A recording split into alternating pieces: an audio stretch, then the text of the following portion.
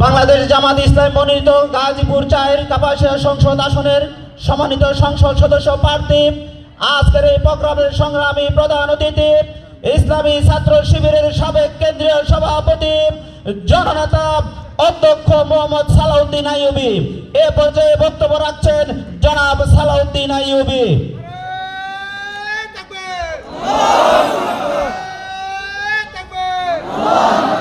আসসালামু আলাইকুম ওয়া রাহমাতুল্লাহি ওয়া বারাকাতুহু। প্রিয় খাবলা মজলুম সংগঠন, মানবতার মুক্তি আন্দোলন, বাংলাদেশের মানুষের আশা আকাঙ্ক্ষার প্রতীক বাংলাদেশ জামাত ইসলামী টুক ইউনিয়ন শাখা কর্তৃক আয়োজিত পবিত্র মাহে রমজানের শেষ দশমাংশে ইফতার মাহফিলে উপস্থিত আজকের আয়োজনের সম্মানিত টুক ইউনিয়নের সংগ্রামী সভাপতি মাওলানা জিয়াউর রহমান, আজকের আয়োজনে উপস্থিত অন্যতম অতিথি বাংলাদেশ জামাত ইসলামীর গাজীপুর জেলা শাখার সংগ্রামী মজলিসের অন্যতম সদস্য উপজেলা শাখার সম্মানিত আমির মাওলানা ফরহাদ হুসাইন মোল্লা, আমাদের মাঝে উপস্থিত হয়েছেন ব্যারিস্টার জসিম উদ্দিন সরকার, বাংলাদেশ সুপ্রিম কোর্টের অন্যতম বিশিষ্ট আইনজীবী, উপস্থিত হয়েছেন বাংলাদেশের মানুষের গণ ঠিকানা বাংলাদেশ জাতীয়তাবাদী দল বিএনপির টুক ইউনিয়ন শাখার সহ সভাপতি জনাব আলাউদ্দিন, উপস্থিত হয়েছেন টুক ইউনিয়ন শাখার সংগ্রামী সাংগঠনিক সম্পাদক জনাব কামরুজ্জামান সুবুর, উপস্থিত হয়েছেন এই এলাকার নয় বাংলাদেশের অন্যতম আলোকিত ময়দান শাহী মসজিদের সম্মানিত সভাপতি অধ্যক্ষ মাহমুদ আলম নজরুল, উপস্থিত আজকের এই আয়োজনের সম্মানিত বিভিন্ন দলের রাজনৈতিক নেতৃবৃন্দ, উপস্থিত এলাকাবাসী, সম্মানিত রোজাদার ভাইরা। আমাদেরকে আল্লাহ তাআলা রোজা রেখে ইফতারের পূর্ব মুহূর্তে একসাথে বসার তৌফিক দান করেছেন। আল্লাহ নিজে বলেছেন রোজাদারের জন্যে রোজার উত্তম উপাদান হিসেবে, প্রতিদান হিসেবে দুইটি জিনিস রয়েছে। একটি হলো ইনদাল ফিতর, ইফতারের সময় রোজাদারের জন্য আনন্দজনক মুহূর্ত হলো ইফতার। আরেকটি হলো ইনদা লিকাইল্লাহ, আল্লাহর সাথে সাক্ষাতের সময়। আমরা আল্লাহর কাছে দোয়া করি আল্লাহ যেভাবে ইফতারের সময় আমাদেরকে এখানে একসাথে বসার তৌফিক দান করেছেন, আল্লাহ যেন আমাদেরকে ঠিক তেমনিভাবে জান্নাতে একসাথে বসে আল্লাহ সাক্ষাৎ পাওয়ার তৌফিক দান করেন।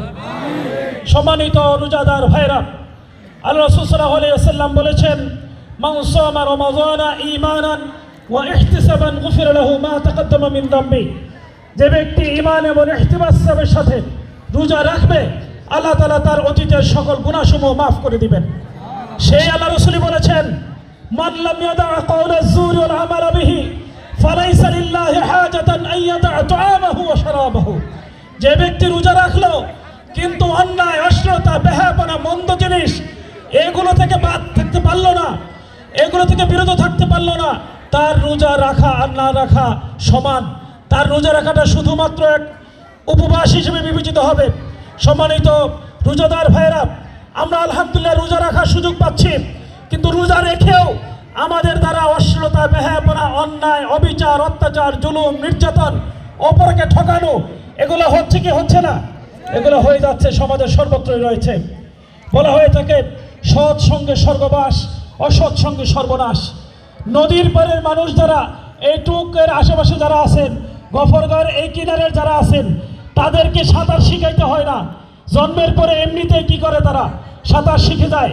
পরিবেশ মানুষকে পরিবর্তন করে। আর আমার মতো যারা বাড়ি থেকে 10 কিলোমিটার বাড়ি দূরে নদী, তারা চাইলেও ট্রেনিং করেও ঠিকমতো সাঁতার শিখতে পারে না, কারণ আমার সেই পরিবেশ নেই। আমরা রোজা রেখেও কেন অন্যায় করি, অশ্লীলতায় যুক্ত করি, বেহায়াপনায় যুক্ত হই? কারণ হলো এই সমাজ, যে সমাজে বাস করি, এই সমাজ অশ্লীলতা, বেহায়াপনার জন্য উত্তম পরিবেশ, ভালো কাজের জন্য পূর্ণাঙ্গ উত্তম পরিবেশ আমরা পাই না। রোজা রাখার পরেও আমরা খারাপ কাজ করি। সুতরাং সম্মানিত মুসল্লিয়ানে কেরাম, সম্মানিত রোজাদার ভাইরা, সত্যিকার অর্থে রোজাকে যদি পূর্ণাঙ্গ রূপে হক আদায় করে মিথ্যা মুক্ত, অন্যায় মুক্ত, অশ্লীলতা মুক্ত, জুলুম মুক্ত, নির্যাতন মুক্ত, ধর্ষণ মুক্ত করতে হয়, তাহলে সমাজকে ভালো একটি সমাজে পরিণত করতে হবে। এই সমাজকে যদি ভালো করতে হয়, এই সমাজের নেতৃত্বকে পরিবর্তন করতে হবে। খেয়াল করে দেখেন, যদি শাহী মসজিদের ইমাম নিয়োগ দেয়, এমন করে ইমাম কি নিয়োগ দিব যে ধূমপান করে? এমন করে ইমাম কি নিয়োগ দিব যে মাদকাসক্ত? এমন করে ইমাম কি নিয়োগ দিব যে অন্যের টাকা আত্মসাৎ করে খায়, অন্যের সম্পদ আত্মসাৎ করে খায়, চাউল আত্মসাৎ করে খায়? এমন ব্যক্তিকে কি ইমাম হিসেবে নিয়োগ দিব মসজিদে? দিব না। কিন্তু খেয়াল করে দেখেন, আমাদের সমাজের যিনি ইমাম, সমাজের যিনি নেতা, সমাজের যিনি কারিগর, সমাজকে যিনি চালাবেন, তিনি কিন্তু ধূমপান করলেও আমরা দোষের কিছু মনে করি না। সমাজের নেতাকে, মেম্বার, চেয়ারম্যান, মদখোর, চাউলখোর, ডালখোর, তারা কি মেম্বার চেয়ারম্যান হয় কিনা বলেন? হয় কিনা বলেন? তারা যদি ইমাম হয়, তারা যদি নেতা হয়, এগুলো করুক বা না করুক একবারও খেয়াল করি না। তারা কোরআন জানে কিনা, ইসলাম বুঝে কিনা এটা খেয়াল করি না। কিন্তু মসজিদের ইমাম হইলে খুব টেনশন করি, এই ইমাম রাখবো না, কারণ এই ইমাম বউ সাথে দিছে। বউ তালাক দেওয়া হালাল না হারাম? জায়েজ না নাজায়েজ? জায়েজ জানার পরেও এই কাজটা সমাজে দৃষ্টিকটু, এই জন্য আমরা ইমাম রাখতে চাই না। কিন্তু অন্যের বউয়ের সাথে সময় কাটানোর পরেও তাকে আমরা মেম্বার বানাইতে রাজি আছি।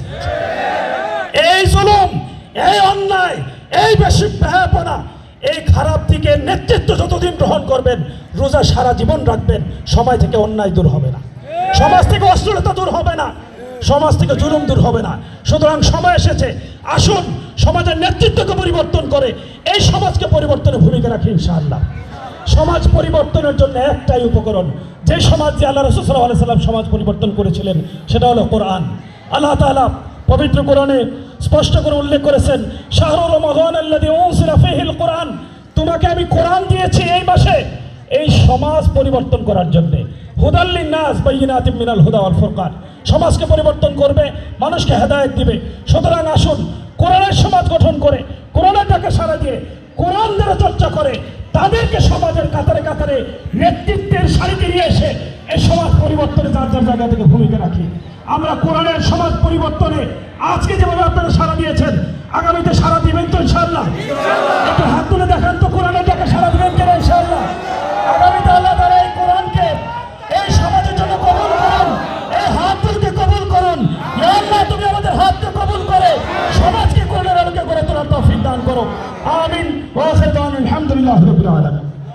সম্মানিত খাদ্য বিভাগের দায়িত্বশীল ভাইরা সবাই বসে গেছে, আপনারা খাবার দিয়ে দেন। কাউকে উঠতে নিষেধ করবেন, কেউ উঠতে পারবে না। সময় একবারই শেষ। এ পর্যায়ে আমাদের আজকের এই প্রোগ্রামের সংগ্রামী সভাপতি, বাংলাদেশ জামাত ইসলামী টুর্ক ইউনিয়নের সংগ্রামী সভাপতি জনাব মাওলানা এইচ এম জিয়াউর রহমান ভাই দোয়া মোনাজাতের মাধ্যমে প্রোগ্রাম শেষ করবেন।